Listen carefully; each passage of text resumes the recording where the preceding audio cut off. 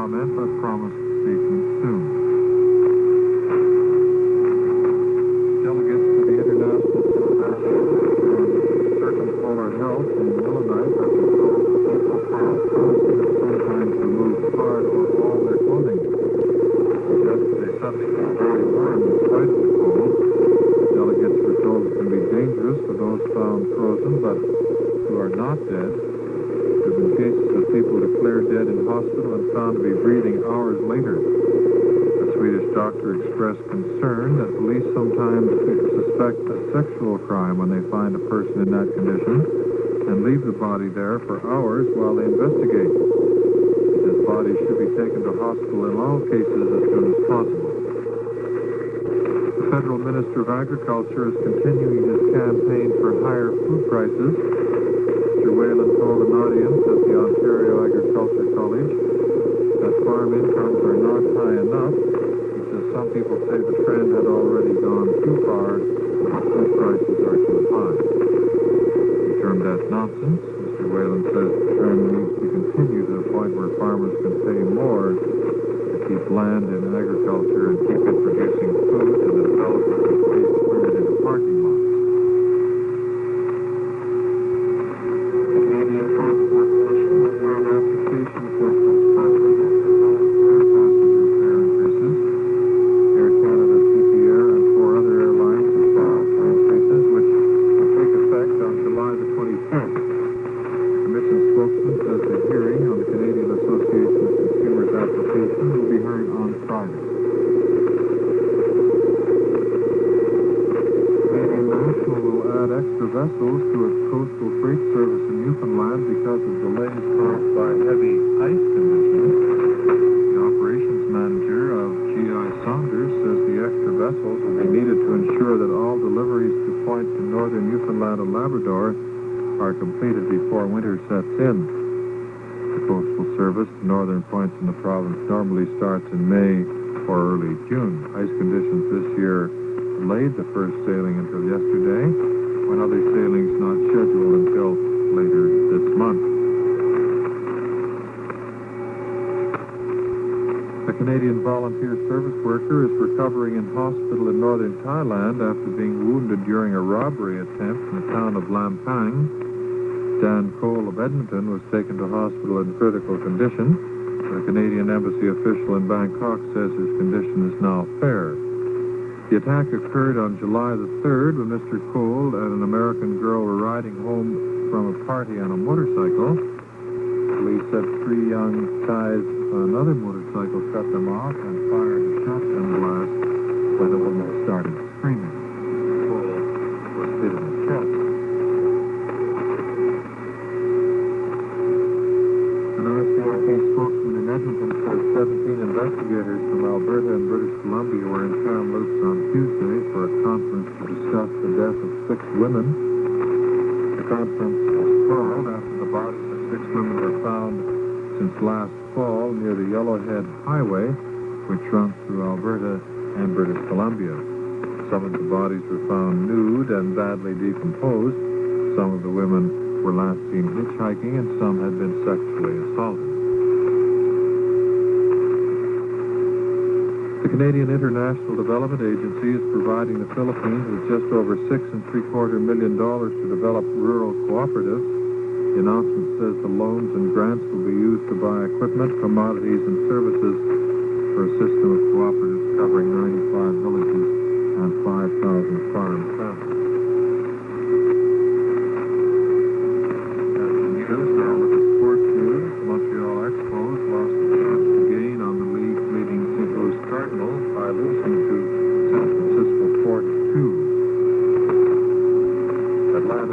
Pittsburgh 10-5, Philadelphia 5, Los Angeles 4.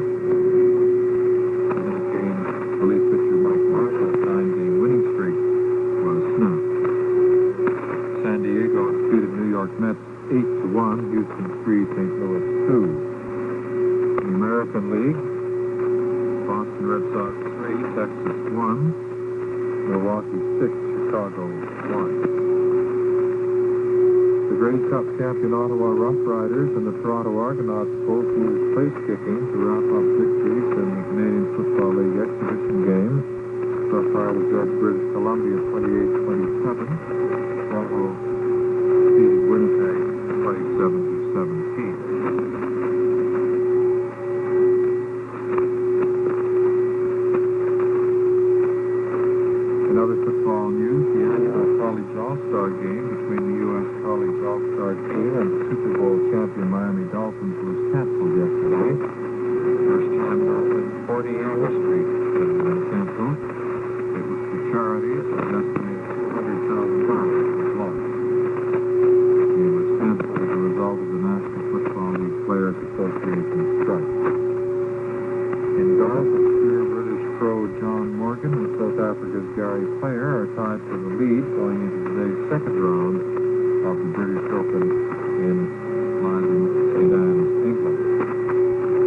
Morgan and Player each took 2 strokes off par yesterday with 69. Bobby Cole of South Africa and Anthony Edwards were strokes off the pace of 70. American Hubert Green and British John O'Leary and Peter Oosterhouse were even at 71. Jack Nicklaus, the 3 tournament favorites, opened with a 74.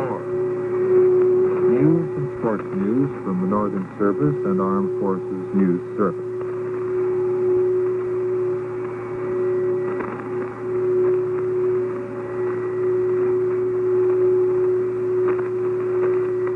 These are the Northern and Armed Forces Services of the Canadian Broadcasting Corporation. We're transmitting to Northern Canada on 2 frequencies, 9625 and 5960 kilohertz. This part of the transmission, from 0600 to 0630 hours Greenwich Mean Time, is also directed to Canadian service personnel and their families stationed in Europe, broadcasting on 9480 and 5925 kilohertz.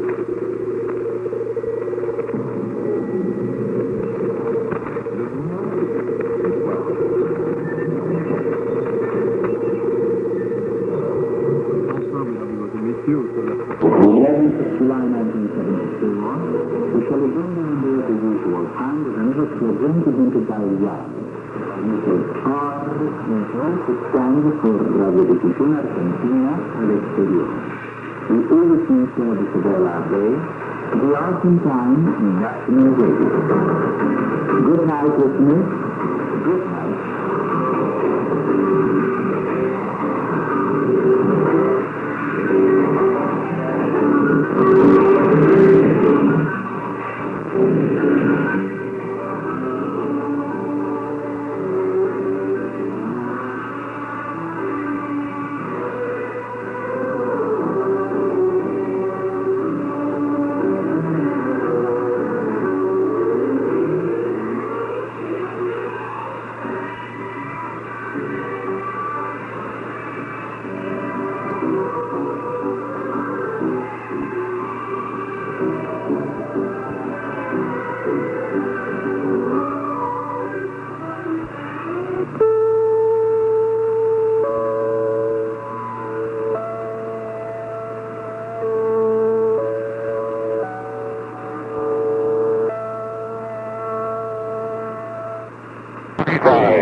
This is KRS 265 Chris.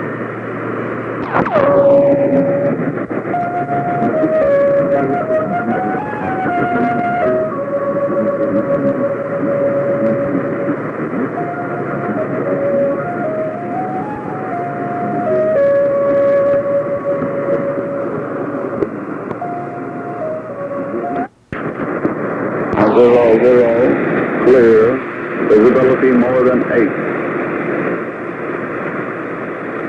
Repeating the aviation weather, time of observation 2200, New York Kennedy, 5,000 scattered, 5,000 scattered, visibility 25. Temperature 77, dew point 50, wind 030 degrees at 15.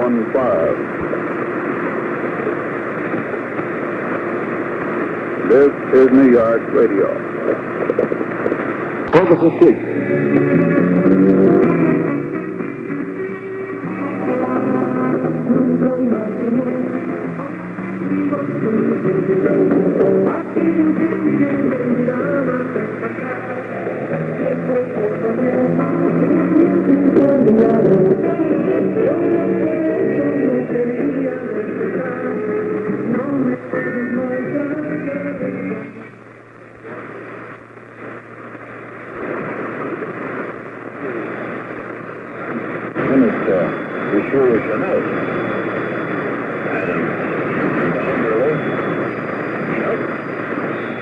should demand his removal. Mr. Papa, he said, I am sure that if you were president, you would immediately order Chenet home to France. This was just the right thing to say. Sir Cabot had made Adams believe that President Washington did not want to order Chenet to leave the United States. Like a fish biting a hook, Vice President Adams answered, you are right. I would not let that man go. Like the fisherman pulling in the fish, George Cabot then said, would you please let me tell President Washington how you feel? And Vice President Adams answered, of course shall I tell you, and I will tell the President myself when I see him. Now, there was no danger that Vice President Adams might oppose the removal of Chenet, for Adams believed that the whole idea was his. This was how the Federalist leaders supported like John Adams. They made use of his love of himself. They would never tell him the truth, and they worked behind his back. When they spoke about him among themselves, they laughed. There is no question that John Adams was a difficult man. He easily lost his temper with any man who did not agree with him. He believed nobody, not even his friends. Adams called to think that everybody was against him, but we hope among Indians. If you smile at John Adams, I believe you were laughing at him. But if you look at him without smiling, he thought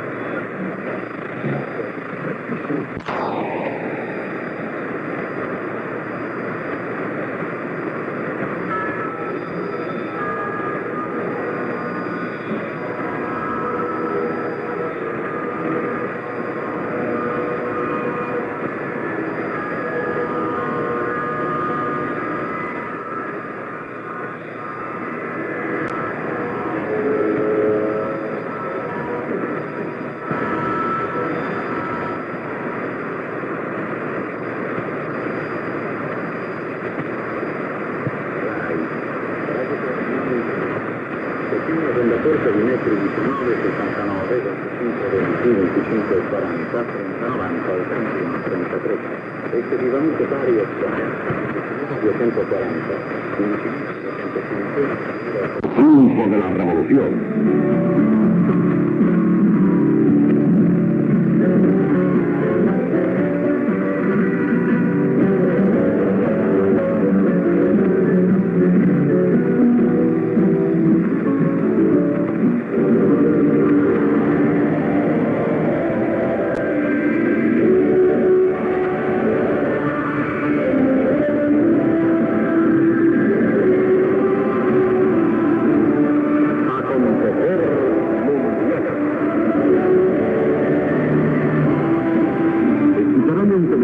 Sobre los más importantes temas del acontecer mundial.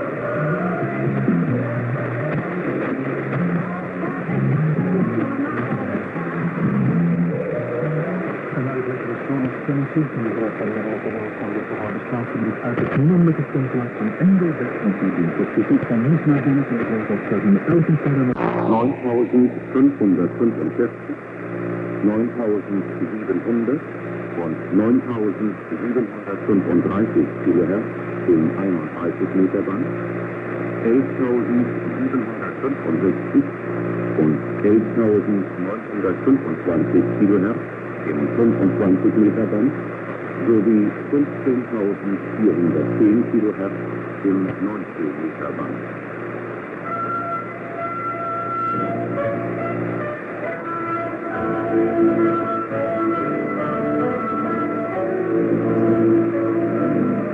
Well, Mr. Downing, it's your belief that when Ezekiel saw the wheel, he really saw a flying saucer. I think that's a good possibility. I think that the, Ezekiel experience, in a way, is one of the less important UFOs in the Bible, although I think it probably was a true UFO experience. My book doesn't deal so much with Ezekiel as it does, we'll say, the pillar of cloud by day and pillar of fire by night of the Old Testament Exodus, and then some of the New Testament UFO sightings. You have no doubts in your mind, though, about the existence of UFOs and their relationship to early concepts of religion. I would say that I have no doubts about the existence of UFOs. In terms of whether or not our modern UFOs are related to the biblical religion, I'm less sure. I think there's a good possibility that they do, but I think we're quite a ways from having proof of that.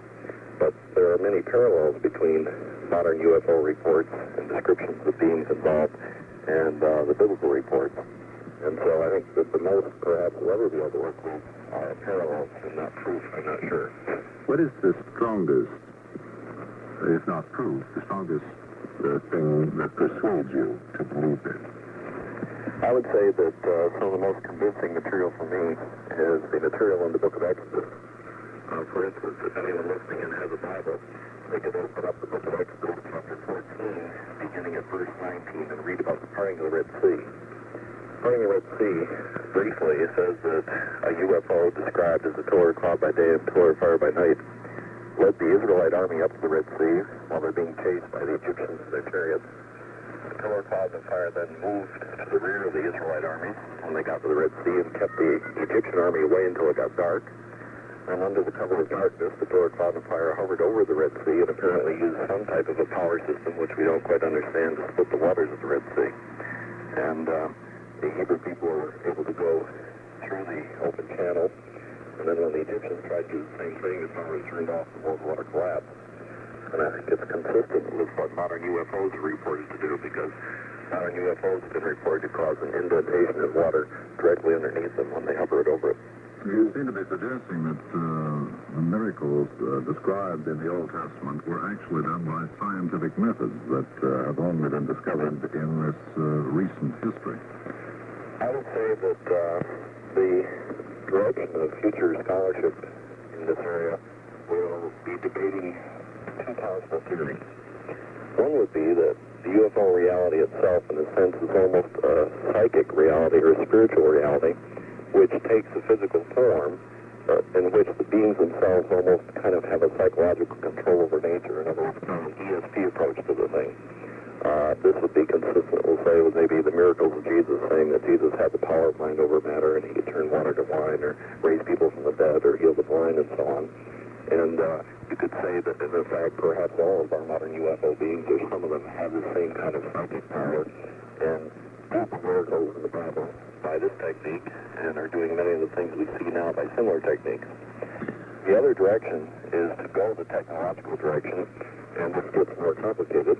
I think the biblical people wouldn't have been able to describe technology as we know it even from the start. Well, can I ask you then, in view of your view on flying saucers, what is your conception of heaven? I think that, we're a long ways from knowing.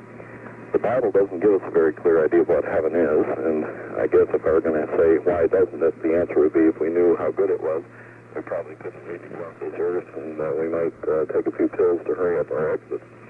The biblical view is that God wants us to stay here and kind of stick it out and learn what we can from the life experience on earth, painful though it may be.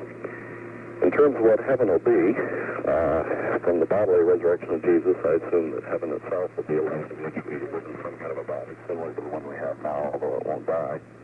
Heaven may be a totally different dimension, not off on another planet or another star system, but another dimension. I'm not sure that this is true. You can argue from the Bible itself that heaven is in fact on another planet or another planetary system, and maybe the heavenly life is moving on to some type of advanced technological society, which is perhaps not only advanced technologically but also psychologically, and in which you have eternal eternity spirit. And spirit seems to be a lot like energy in biblical thinking. And there's a sense in which the Bible says God is the one in whom we live and move and have our being, almost this kind of invisible energy or invisible gravitational force almost that permeates the whole universe, and so you're never away from God in a way. The only problem is to get into communication with Him. And the aim of life then would be to learn to tune into the God Spirit. And God, in this framework, you see, would not be an astronaut so much as, an energy force. We can think of God maybe as something like the energy force of the radio waves that are, carrying this talk. They are everywhere, and the problem is to tune in on them. Thank you very much, Mr. Downey, for the conversation. And have you ever seen a UFO yourself? No, I never have. And I guess I won't mind if it happens, but it would be an interesting experience. I've talked to a lot of people without treatment.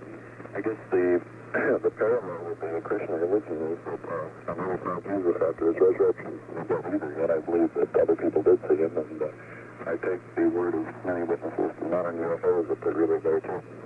Thank you, Mr. Downey. Okay. Bye. Bye. The Reverend Barry Downing in Binghamton, New York, is the author of The Rebel of Flying Saucers, published in paperback by Avon.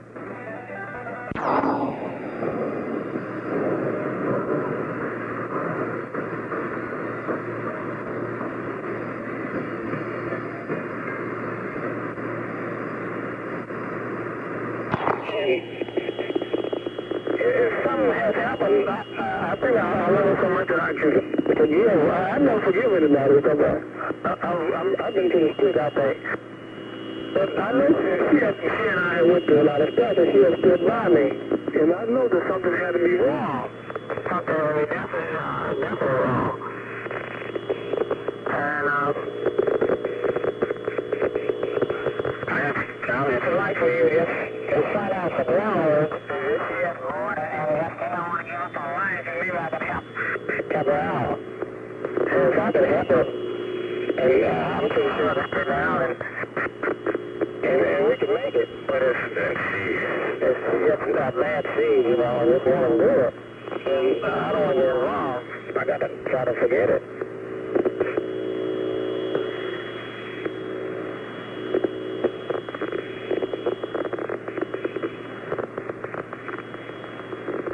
Yeah, well,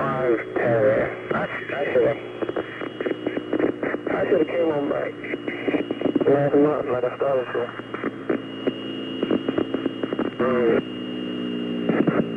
I'll be home. Well, I can come home Saturday. Yeah, I should Saturday, but I told him I want to come on Saturday. I'll be home this coming, not this Saturday, but next Saturday. I should be home about, I should get to D.C. about 6 o'clock in the evening. I leave here at 9 o'clock in the morning. I can't leave Thursday. What is it tomorrow? I'm just wondering. Should I do that? No, just find out. This is really one like it got to be nothing, because right now I can imagine that she don't see no life, no future. And as soon as that is, well, I can fix her up. I can fix her from that. But I had no idea what they was doing that.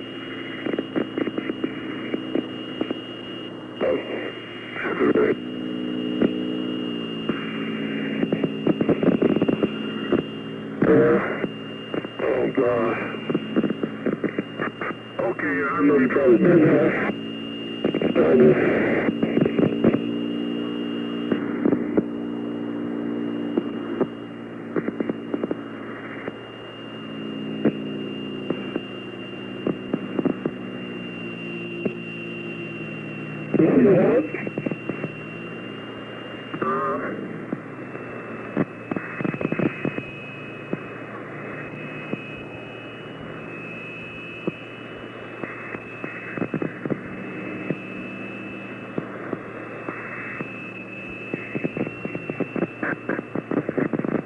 I don't see how she was born when I was born. Oh, man, I don't know.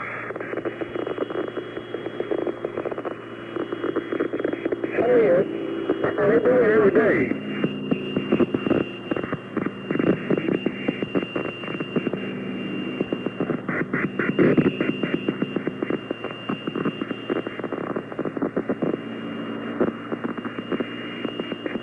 Oh, man, I don't know. Yeah, but, well, that's you know, I guess somebody can get a line and take it to the bag or to, you know, good.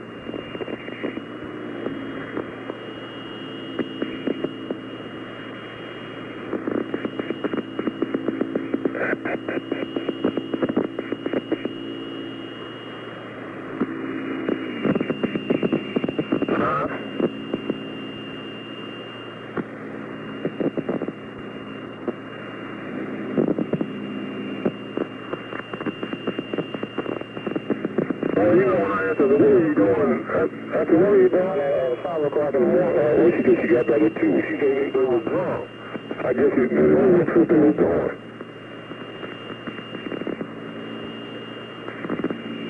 Yeah, Mary Ray.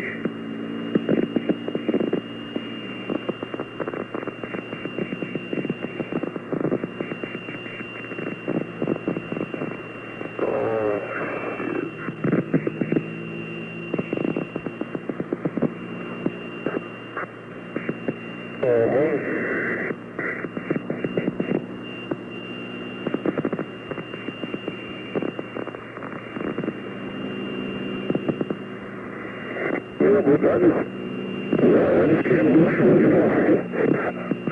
Knowing her before you know, I just... Huh? You didn't agree? You know what you're staying with her?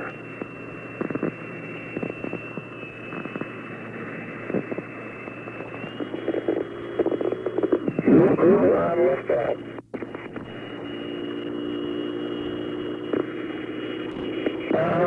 Exactly.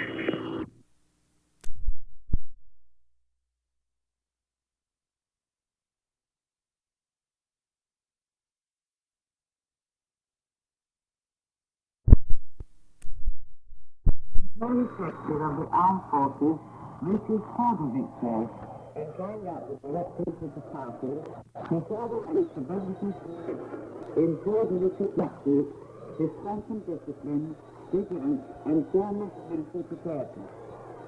This is your great honor, to settle the authority. The Palestinian Emergency Helper reports that the Palestinian freedom fighters operating on occupied territory carried out yet another action against the Israeli occupiers. They asserted a building where a big group of Israeli soldiers had gathered. Several of the soldiers were killed and wounded. The freedom fighters returned to base without mishap. Near the south of Jerusalem, the Palestinian freedom fighters placed some explosive charges inside the car of an Israeli security officer. The car was completely wrecked. The freedom fighters also laid charges in the sector of Albania airport. When the Israeli experts were called on to remove them, they exploded, causing serious damage to the premises and killing and wounding several Israeli soldiers. The House of Commons has decided to extend the deadline of the extraordinary regulations, according to which the British occupation forces stationed in Northern Ireland are invested with the right to hold suspects in prison without trial by another 6 months. In connection with this, the British Minister for Northern Ireland Affairs, Rees, stated that this regulation will continue to be in charge as long as its opponents continue the conflict, thus exerting pressure on the patriotic forces of Northern Ireland to give up their struggle and submit to British colonialism. To carry out this regulation, the British occupation forces continue their operations, blocking all road junctions throughout the whole of Northern Ireland, stationing tanks, huge barricades, barbed wire, and troops armed to the teeth there. On the 9th of July, the U.S. Secretary of State Kissinger paid a visit to Madrid. During his stay in the Spanish capital, Kissinger held talks with the Spanish Foreign Affairs Minister, Pedro Castillo, and they signed a joint statement on the principles of military and friendly cooperation, similar to the Atlantic Charter, which was signed in Brussels on June 26th by the NATO partners. It is underlined in the statement that Spain has played an important role in defending the high Atlantic and the Mediterranean, and that it is of great importance to the system of NATO. Commenting on the statement, various observers have expressed the opinion that this statement is designed to incorporate Spain even further into the military system of the aggressive NATO bloc. The signing of the statement on the principles of cooperation has been connected by those observers with the talks on extension of agreements for the maintenance of vitally important American bases on Spanish soil. Straight after his return from the Soviet Union, Nixon once again found himself in the center of his own internal problems. Faced with the Watergate affair, the problems of the country's economic crisis and inflation, which the United States economists have ranked as the country's #1 problem. According to reports, Nixon and his economic advisors are searching for new methods, naturally to the detriment of the people, as a way out of this situation. A meeting was held in the White House on the 9th of July between Nixon, the Secretary of Finance, William Simon, the President's Chief Advisor on Economics, Kenneth Resch, and Chairman of the Committee of Economic Advisors, Robert Lane, etc. The meeting decided on the urgent adoption of limitation measures. A White House spokesman pointed out that these measures will include a further tax increase on the population and a new wage freeze. This will, of course, aggravate the economic situation of the American working masses even further. On the 9th of July, the workers of all the industrial enterprises of the province of Barcelona called a general strike. They are supporting the workers of the glass factory which belongs to the Chrysler Company, who have been on strike for the past 1.5 months. The strikers are demanding an improvement of the material situation and a return to work on all aspects of homeland. Our news agencies report the socialist authorities have sent in large police reinforcements to the city. Crises are still under ascent in Britain, something which testifies to the general crisis prevailing in that country. In June, prices went up by 1.25%. Last week, the food store owners declared a new price rise on 211 food articles. Since the beginning of this year, the prices of 1,088 food articles have been raised, regulating repeatedly. Meanwhile, those capitalist enterprises are exerting pressure on the government for yet another price rise, increasing their profits in this way to the detriment of the people. You have just heard the news.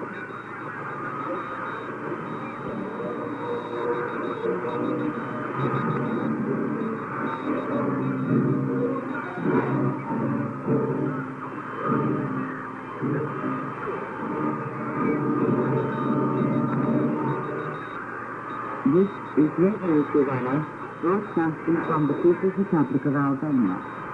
It is on the commentary that offers no effort of the business can halt the working class on its revolutionary road. The working class is playing an increasingly growing role in the social political stage of the British society. Faced with such a situation, the enemies of the working class, who predisposed themselves as communists, the leaders of the revisionist parties in the capitalist countries, have now also passed over to concrete action in support of the internal and external policy of the monopoly bourgeoisie, actively helping to surmount the difficulties of the general crisis which has gripped the capitalist system. The statement of integration with the bourgeoisie, on which all modern business have based their activity, has even been revealed the true political and ideological features of the revisionists, and has clearly expressed the essence of revisionist opportunism and the quite jealous that their betrayal was brought to the working class and the revolutionary movement. In Italy, more than in any other capitalist country, the Revolutionary Party has completely replaced social democracy. Moving to the right of historic compromise, it has often replaced favour to the bourgeois code. Here are two recent facts which prove this. In a recent interview given to the economic daily Il Globo, Giorgio Amendola, one of the leading figures of the Italian Business Party, said, "For years on end, we have been of the opinion that without any party, that is the Italian Business Party, it is impossible to rule.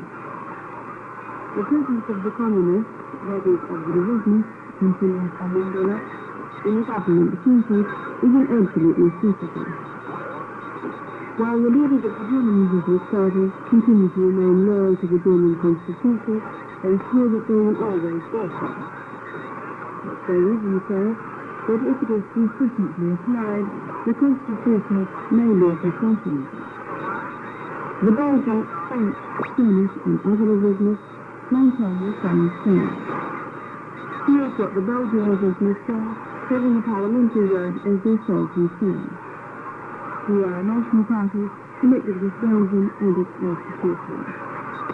While the General Secretary of the French Business Party, Georges Marchais, repeating the old tune of the democratic restoration of the country, which is a common description of the revisionist plan, said recently, "We propose democratic reforms which are aimed at extricating the country from the crisis."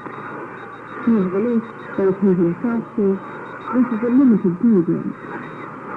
Further on, advancing on the road of advanced democracy, a variant of practicing pure democracy, Marshall said perfectly that the day will come when the French people, profiting from the experience of the participation of left parties in the state power, will decide to go over to the socialist construction in France.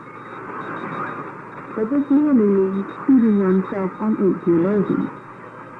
The entire historical development of the society has proved, and the recent tragedy in Chile reaffirmed, that when it feels that its interests and its class bases is at stake, the bourgeoisie does not bother about its exposure, but emerges before the people in its true colours, as a servant oppressor of everything progressive. Such the recent proof that the participation of the communists in the bourgeois government has turned them into its stooges. This is also proved by the fact that Portugal's revisionists are ready to deprive the working class of all its rights for the sake of its true seat in the bourgeois government. A report released by the AFP agency some time ago, concerning the revisionist Portuguese party, said, among other things, while advocating full independence for the colonies, it put Parliament in sensitivity with being raised to the Junta and the provisional government, the representatives of all two ministries. Furthermore, representatives of the revisionist party of Portugal warned the working people against unexaggerated allowance when they hold strikes in the various sectors of the economy. The living respect after a strike held by 35,000 Portuguese postal and telecommunication workers, a spokesman for the striking workers declared that they were compelled to return to work following pressure by the revisionists and supporters of the Democratic Party. According to the spokesman, the squad used the slogan, "Avoid disturbances in our country," and claimed that the strikers' demands were against the interests of the national economy. Thus, in return for some ministerial posts, the modern revisionists became the main conductors of bourgeois reformist movement into the working movement, according to which both the working class and the employers are allegedly both concerned for production, and that the strike movement harms both the worker and factory owner equally. This is a great description and one of the main slogans of ideological and political subversion carried out by the revisionists and various reformers in the ranks of the working class. Of course, these facts clearly show that the revisionists were not fight against those with whom they are bound by 1,001 economic and political threats. The revisionist parties in the West has become part of the local political system. 24 of these parties have deputies in Parliament.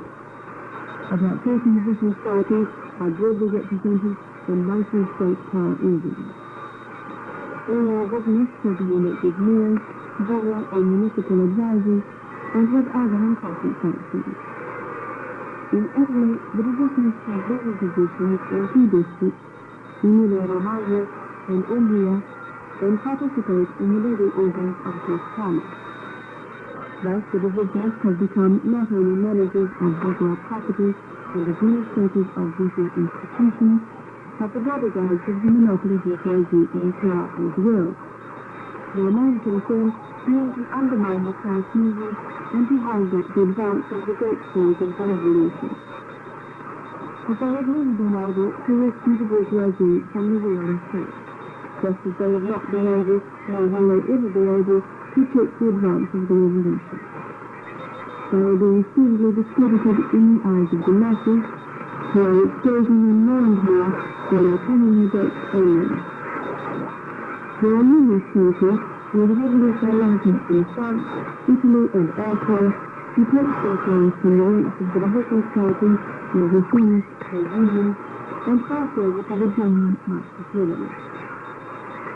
Thus, we are witnesses of the fact that the revolutionists, both in several countries and in the international communist movement, are being exposed more and more, and are suffering one defeat after another, while the ranks of the genuine Marxist-Leninist parties, bound to Marxism-Leninism, are becoming stronger, waging a resolute struggle against the modern revisionists, the employers, and their allies. It was the commentary. No effort of the revisionists can halt the working class on its revolutionary road. But is there therefore one?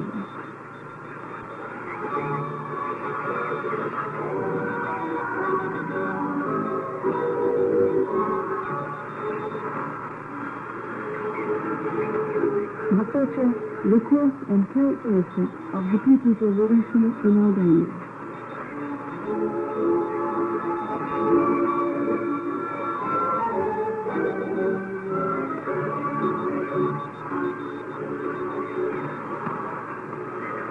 In today's feature, we present the talk, The Creation of the Revolutionary Army, a vital necessity to the triumph of the revolution. The Albanian Communist Party is found the only correct course for the national and social liberation of the country, its organization and leadership of the general armed uprising of the masses. This course is based on the Marxist-Leninist teaching that the occupiers and the ruling classes do not leave the stated history of their own accord, that the peoples must respond to foreign aggression and occupation with their liberation armed struggle, and to the counter-revolution of the bourgeoisie and reaction with the armed revolution of the labouring masses.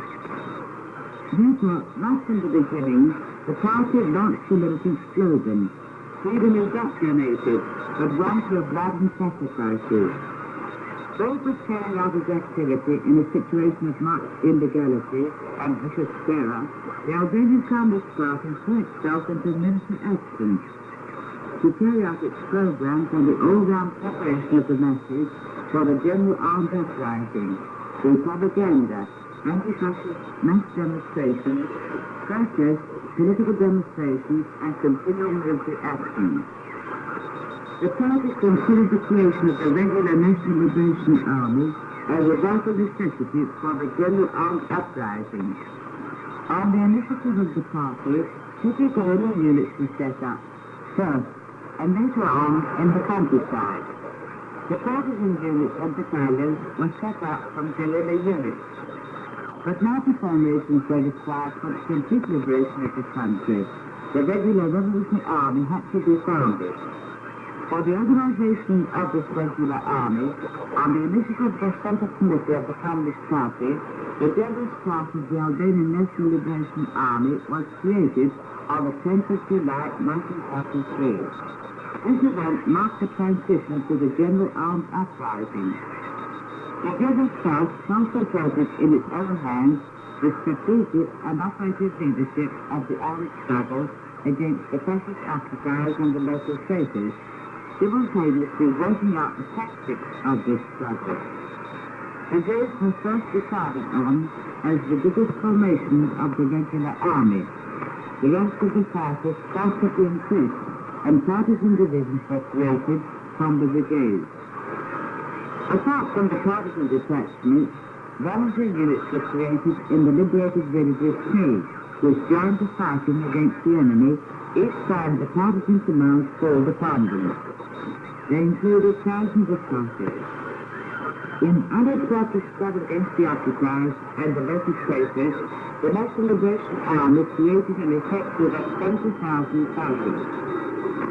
The Albanian people and their Liberation Army fought more than 15 Italian and German divisions, completely defeating them and liberating the country by completely relying on their own forces. The creation of the National Liberation Army is the work of the Albanian Communist Party.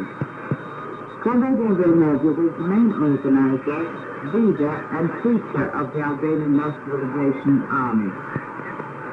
The creation and leadership of the Albanian National Liberation Army by the Communist Party determined its revolutionary and popular character. The Albanian partisans fought with unprecedented difficulties in the struggle against enemies far stronger and emerged triumphant because they were led by the party which worked out a just strategy and tactics which resulted in victory and imbued the fighters with multi-known features. The indisputable right superiority over the enemy of the National Liberation Army and the armed people was a decisive factor to cope with the superiority of the occupiers in number and war material and to triumph over them.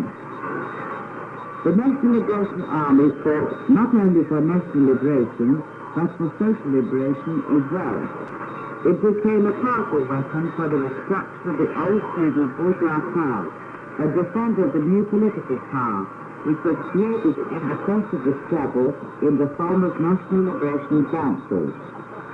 The Albanian Revolutionary Army was educated by the party as an army with a high internationalist spirit. Two divisions of the Albanian National Liberation Army went to the aid of the fraternal people of Yugoslavia. The Albanian people and their National Liberation Army was not defeated and did not allow the character of the National Liberation Army to be violated by British and American imperialism, which in many countries of Europe undermined the national liberation movement and dominated them. The experience of the national liberation struggle of the Albanian people proves very well that the only way to win freedom and establish people's states is the armed struggle of the nation of the people, led by the Marxist-Leninist party against the occupiers and reaction. Any deviation from this road, any illusion for victory through a peaceful road, compromising and concessions, which the modern revisionists have been industriously reporting, is nothing else but sabotaging the revolution and betraying the lasting interest of the people. The 12th of July is celebrated in Albania as the founding day of the Albanian People's Army. Founded in the People's Revolution, the Albanian People's Army, under the unified leadership of the Party of Labour, which has always constituted the basis of all its victories, became one of the most important weapons of the defense of the proletariat. It defended the victories of the revolution, routed the bands of escaped criminals, defeated the threats and provocations of the Anglo-American imperialists and their tools, stood invincible in the face of plots, threats and blockades of the imperialists led by Russian imperialism and of the modern revisionists led by the Soviet renegade fleet. The Party of Labour rejects the bourgeois views on the construction of the army and firmly fought against opportunist and modern revisionist theories and interferences which claimed that the existence of the Albanian People's Army was practically unnecessary. The Albanian People's Army has already changed into a modern army, prepared ideologically, politically and militarily, and educated with a high revolutionary spirit, equipped with modern technology, loyal to the end to the interest of the people, the socialist homeland, and revolution. The question of the defense of the socialist homeland in Albania has become a question of the entire people. The Party of Labour abides by the view that in order to have a strong dictatorship of the proletariat and secure the country, it is not sufficient to have a number of special military forces, even if they have emerged from the ranks of the people and are equipped with modern weapons. It is necessary that the entire people be organized militarily and prepared militarily.